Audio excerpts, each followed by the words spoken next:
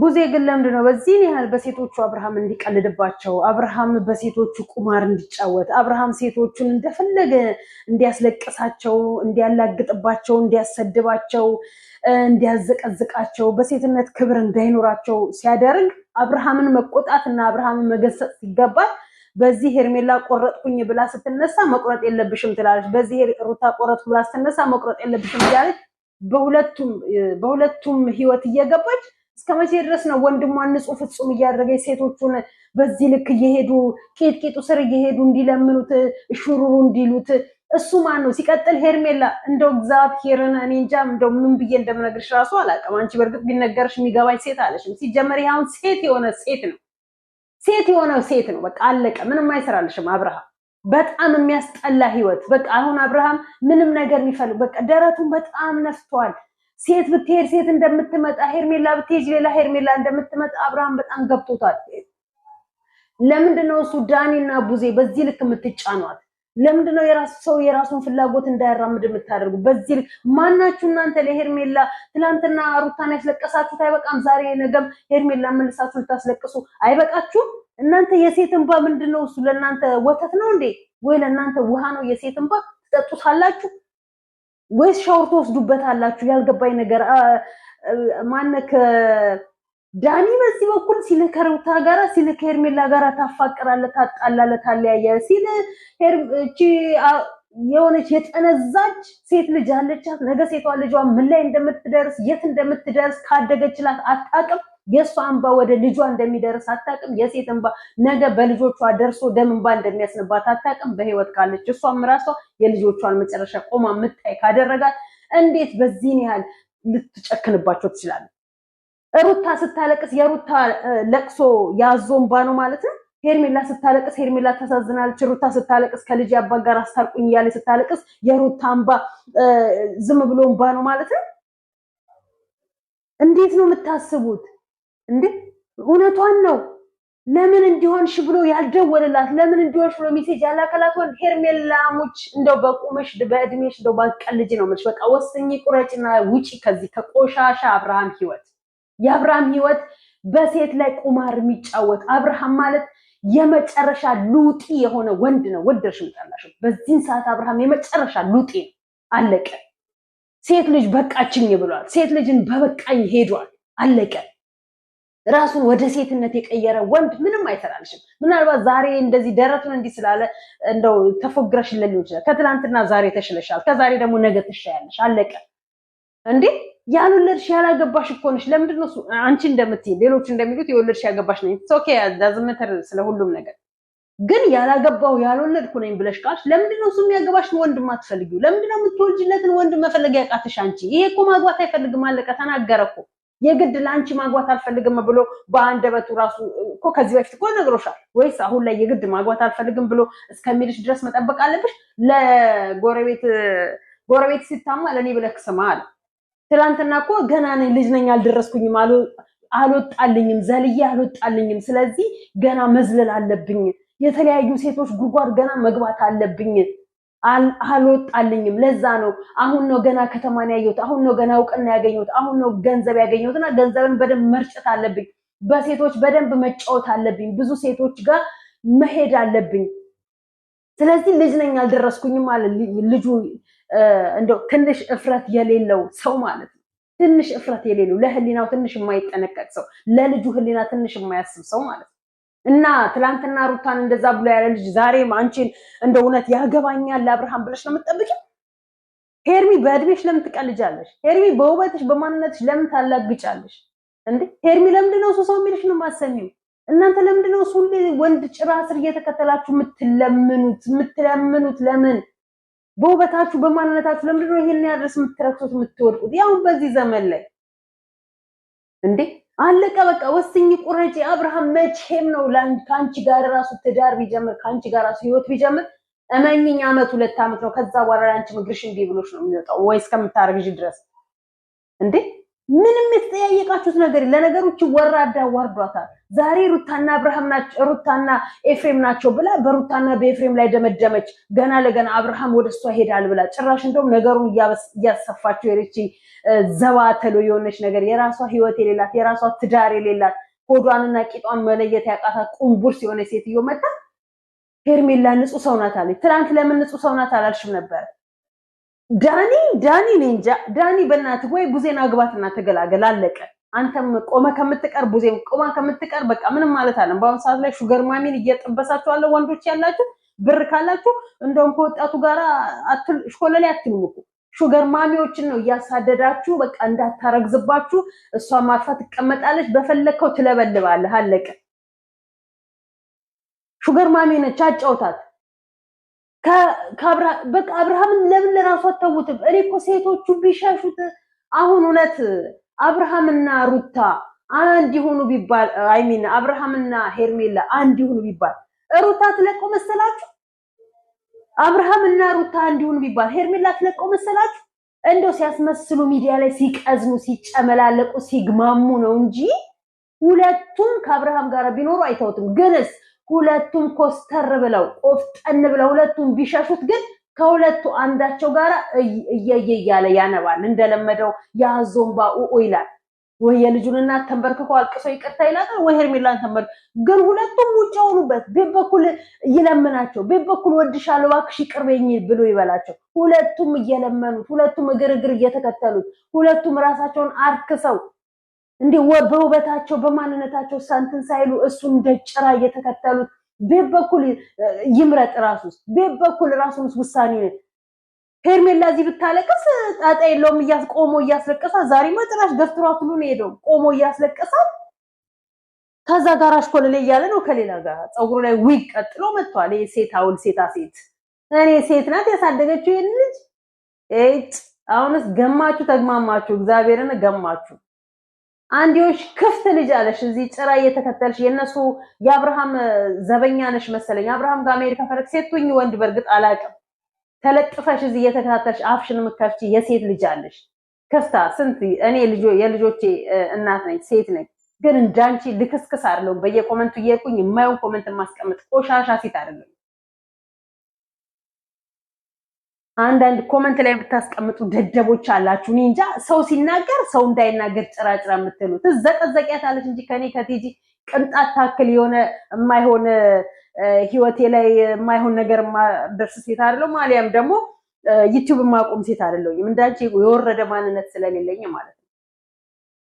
ከፍቱላ አማርኛሽን መጀመሪያ በአግባቡ በጻፍሽ ከዛ ኮመንት ላይ ስድብ አፍሽን በከፈትሽ የማንም ዲቃላ ዚያፉን እየመጣ ይከፍታል እንዴ ላያችን ላይ ልጆች ካልፊጂና ዛል ልጆችን በአግባቡ አሳድጊ ወይም ደግሞ ይጂና ትዳር ከሌለሽ ትዳር ሽምሪ ወይ ፍቅረኛ ከሌለሽና ፍቅረኛሽን ፈልጊ። እኔ ሴት ነኝ እንግዲህ ምን ላድርግሽ? አንዳንድ ቆሻሾች እኮ ብሎክ እኮ ባይኖር እንደው እድሜ ልካችን እናፍር ነበር እንደው እንደናንተ አይነት የወረደ ሰው ሲከታተለን ማለት ነው። የሄርሜላ ደጋፊዎች ነን ብለው ያሉት ቲክታክ ላይ አሁን ለጉድ አብርሃምን እየወረዱበት ማለት ነው። ለጉድ ሄርሜላንም በቃ ሄርሜላም ወጥራ ካላቆመች እያሉ አለቀ። ሩታንም ከዛ እየወረዱባት ነው። ሁለቱ ወጥረው ጠንክረው ለሁለቱም አይጠቅምም። አብርሃም ማለት እንደ ሴት ቀሚሱን አውልቆ ፓንቱን አውልቆ ቁጭ ብሎ የሚሸና ወንድ ነው። ሄርሜላ ከዚህ በፊት ብላለች ቆመ ሲሸና አይቼ ካላቀብላሽ ሁለቷን ነው ቆሞ ሲሸና አይቶ አታውቅም። እንደ ሴት ቁጭ ብሎ እየሸና ነው። አሁንማ ጭራሽ ይለይልሽ ብሎ ነው ጸጉሩን ሰርቶ የመጣው። እንዲህ እናንተ እንደዚህ በአንድ ተራ ቁራሌው ዩቲዩበር እንዲካበዳችሁ እንዴ በስማም ነገ ከዩቲዩበር አልፎ የሆነ ነገርማ ብራንድ የሆነ ነገር ቢኖረውማ በስማም ወልድ ሴቶቹ በሰልፍ ትወጣላችሁ ማለት ነው። ሴቶቹ በሰልፍ ትወጣላችሁ። ይሄንን ጥርሱንና ከንፈሩን እንኳን መለየት ያቃተው ወንድ ጋር አሁን ልቅ ይሄንን ጸጉርን በዊግ መቀጠል ትችተተ ከንፈርንና ጥርስን የሚለይ ነገር የሆነ ነገር ባስገባበት እኔ ምኑ እንደወደዳችሁትና ምኑ እንዳጣበቃችሁ አላውቅም። እሱ ነው መሰለኝ ነካስ ያረጋችሁ እንትን የሚላችሁ። ሄርሜላ እንዴት አርጋ ብትሰጠው ነው ምን አይነት ፖዚሽን ሰጣው ነው እንዴት እግሯን ሰቅላ እንዴት እግሯን እንትን ብላ ያሉ የሄርሜላ ልጆች ራሳቸው እሷ እንዴት መቁረጥ አቃታት እሱስ እንዴት ከሷ መቁረጥ አቃተው እንዴት አይነት አሰጣጥ ብትሰጠው ነው። ሩታስ ምን አይነት ምግብ ብታበላው ነው ከሷ ሳልላቀቅ ያለው? በቃ ሁለቱም የየራሳቸውን ስም ሰጥቷቸው ማለት ነው።